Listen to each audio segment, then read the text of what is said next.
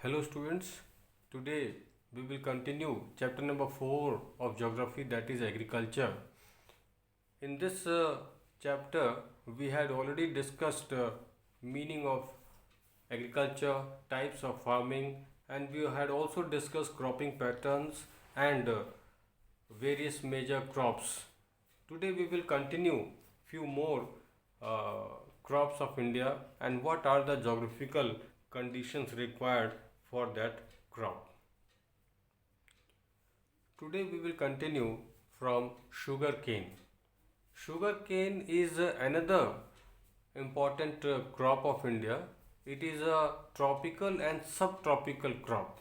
India is the second largest. ये one mark question में भी कई बार आ जाता है, सो हमें मालूम होना चाहिए कि ब्राज़ील के बाद में इंडिया की सेकंड पोजीशन है वर्ल्ड में प्रोडक्शन की.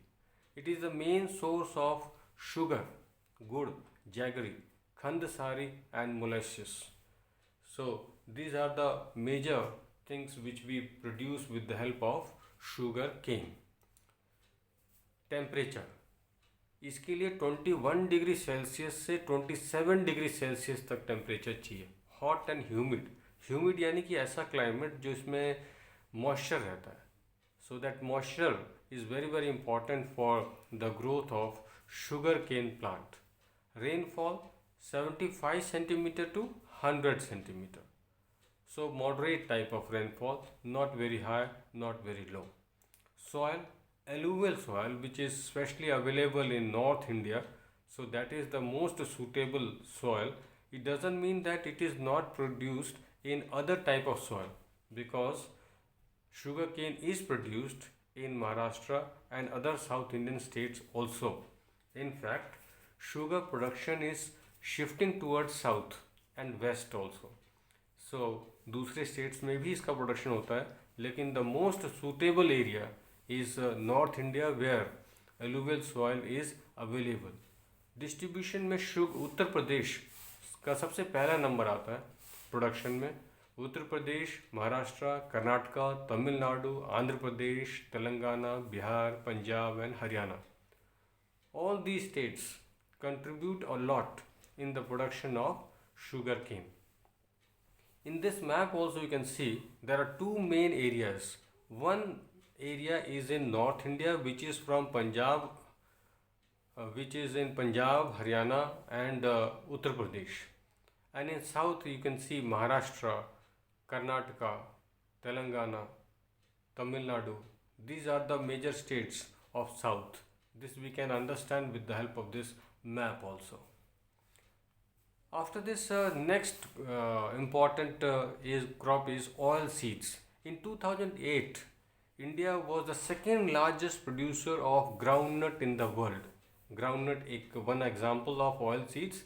Main oil seeds produced in India are groundnut, mustard, coconut, sesame, soybean, castor seeds, cotton seeds, linseed and sunflower.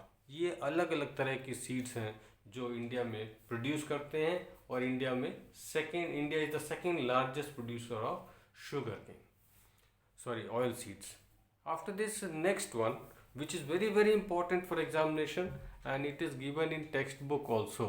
Text book question है एक, बिवरेज क्रॉप. बिवरेज क्रॉप यानी कि जो पीने के काम में आती है. Tea, coffee, these are examples of beverage crop, and tea is the most important beverage crop of India. Exam में कई बार ऐसे इनडायरेक्ट क्वेश्चन भी आता है कि which is the most important beverage crop of India. Explain it's geographical condition.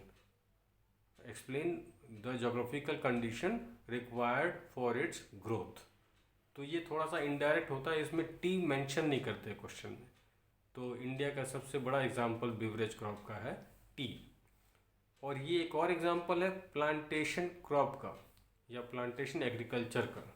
It is also tropical and subtropical crop and it needs temperature around 25 degree Celsius and rainfall between 150 to 250 centimetre या 300 centimetre तक इसमें rainfall चाहिए, यानी कि इसमें high rainfall चाहिए. और ख़ास तौर से rainfall should be evenly distributed through out the year. ऐसा नहीं कि कुछ महीने में ज़्यादा अच्छी बारिश होनी चाहिए और उसके बाद बारिश नहीं हो, ऐसा नहीं। Rainfall should be equally distributed throughout the year, but at the same time, water should not collect near roots. पानी रूट के पास में कलेक्ट भी नहीं होना चाहिए, लेकिन पानी भी ज़्यादा चाहिए। That's why it is mainly produced on the slopes of mountains. जैसे नॉर्थ ईस्ट इंडिया, वहाँ पे इसका प्रोडक्शन सबसे ज़्यादा होता है। असम, मेघालय, उसका मेन रीज़न यही है कि वहाँ पे एक तो रेनफॉल ज़्यादा है और दूसरा माउंटेन है जहाँ पे पानी इकट्ठा नहीं होता। जैसी जड़ के पास में पानी इकट्ठा होगा ये प्लांट खराब हो जाता है। सो slope is very very important. So it needs well drained fertile soil in which humus content organic matter is more। जैसा अभी मैंने बताया कि it needs mountain slopes, so ये Assam, hills of Darjeeling and Jalpaiguri districts, West Bengal, Tamil Nadu and Kerala, यहाँ पे इसका production सबसे ज़्यादा होता है। Other producing states are Himachal Pradesh, Uttarakhand and Meghalaya. Next important crop, beverage crop, is coffee. In 2008, India produced 3.2% of the world coffee production. Indian coffee is known in the world for its good quality. Quality wise देखें तो हमारे यहाँ जो coffee होती है वो world famous है, और जो वैरायटी होती है ये भी 1 मार्क के क्वेश्चन के लिए बहुत इंपॉर्टेंट है। Arabica, it was broad from Yemen. Yemen एक कंट्री है वेस्ट एशिया में, वहाँ से ये प्लांट हमारे इंडिया में आया था और इसका प्रोडक्शन इंडिया में काफ़ी होने लगा। During British rule actually this crop was introduced. This is also mainly produced in hilly areas of South India, जैसे Nilgiri hills of Kerala, Karnataka and Tamil Nadu. ये जो एडजॉइनिंग स्टेट्स हैं उन तीनों स्टेट्स के एरियाज़ में ये इसका प्रोडक्शन माउंटेन एरियाज़ में होता है। Now we will talk about non food crops of India. इसमें सबसे पहला जो है वो है rubber. It is an equatorial crop, यानी कि इक्वेटर रीजन में 0 डिग्री के आसपास, या कह सकते हैं 23.5 डिग्री नॉर्थ साउथ लैटिट्यूड के बीच में इसका प्रोडक्शन ज़्यादा है। It needs around 200 centimeter rainfall annually and temperature above 25 degree Celsius. This also needs moist climate, और इसलिए ये सारी कंडीशन हमारे कुछ स्टेट्स में है, ख़ास तौर से कोस्टल एरियाज़ में, Kerala, Tamil Nadu, Karnataka, Andaman Nicobar islands and Garo hills of Meghalaya. यहाँ पे moist climate, humid climate available है, that is why it is produced in the states. Fibre crops, इसमें cotton, jute, hemp, natural silk, ये सारे फाइबर क्रॉप्स हैं जो कि इंडिया में प्रोड्यूस होते हैं। इसमें से सबसे इम्पॉर्टेंट है cotton. In India in 2008 production was very high and India was the second largest producer of cotton after China. Cotton grows well in drier parts of the black soil. जैसे महाराष्ट्र में, गुजरात में black soil available है, सो वहाँ पे इसका production ज़्यादा है। It requires high temperature, light rainfall और irrigation, and the most important feature 210 frost free days and bright sunshine. यानी कि जो फ्रॉस्ट फ्री, यानी कि जहाँ पे temperature should not go below 0 degree, वो वाली कंडीशन नहीं होनी चाहिए, otherwise it will be very harmful for the production of cotton.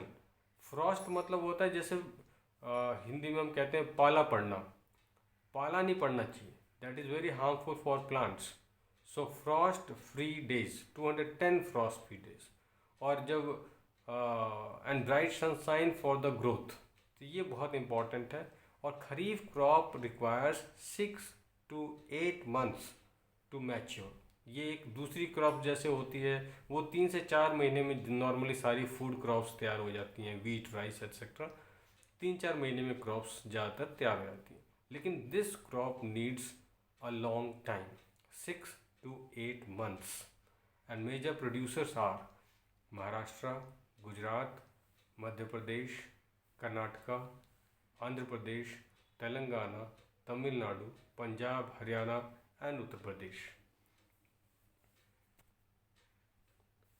Next crop is jute. It is also known as golden fiber. Due to its importance, due to its utility, it is called golden fiber. And it is mainly used for producing packing material, and it is environment friendly, and that is why it is very very important for India. If you see the distribution, you will find that it is mainly produced in West Bengal. West Bengal सबसे ज़्यादा important है, वहाँ पे around 70% jute का production है। India के total का 70% केवल वेस्ट बंगाल से आता है। Then Bihar, Assam, Orissa and Meghalaya are the major other jute producing states. इससे हम कई सारी चीज़ें बनाते हैं, जैसे gunny bags, mats, ropes, yarn, carpets and other artifacts. So it is very important, and it is facing some challenges due to its high cost. So this is all about this third part of this chapter, agriculture. In the last part of agriculture, we will mainly discuss about institutional and technological reforms and contribution of agriculture in Indian economy. These topics we will discuss in the next class. Thank you.